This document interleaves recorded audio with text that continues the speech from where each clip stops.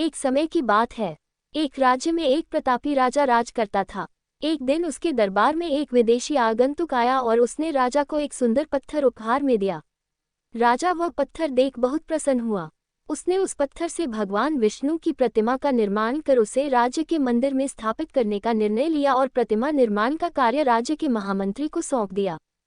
महामंत्री गांव के सर्वश्रेष्ठ मूर्तिकार के पास गया और उसे वह पत्थर देते हुए बोला, महाराज मंदिर में भगवान विष्णु की प्रतिमा स्थापित करना चाहते हैं। 7 दिवस के भीतर इस पत्थर से भगवान विष्णु की प्रतिमा तैयार कर राजमहल पहुंचा देना। इसके लिए तुम्हें 50 स्वर्ण मुद्राएं दी जाएंगी। 50 स्वर्ण मुद्राओं की बात सुनकर मूर्तिकार खुश हो गया और महामंत्री के जाने के उपरांत प्रतिमा का निर्माण कार्य प्रारंभ करने के उद्देश्य से अपने औजार निकाल लिए। अपने औजारों में से उसने एक हथौड़ा लिया और पत्थर तोड़ने के लिए उस पर हथौड़े से वार करने लगा, किंतु पत्थर जस का तस रहा। मूर्तिकार ने हथौड़े के कई वार पत्थर पर किए, किंतु पत्थर नहीं टूटा।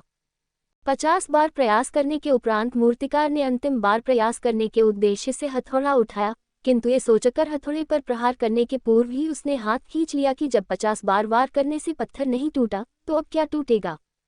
वह पत्थर लेकर वापस महामंत्री के पास गया और उसे यह कह वापस कर आया कि इस पत्थर को तोड़ना नामुमकिन है, इसलिए इससे भगवान विष्णु की प्रतिमा नहीं बन सकती।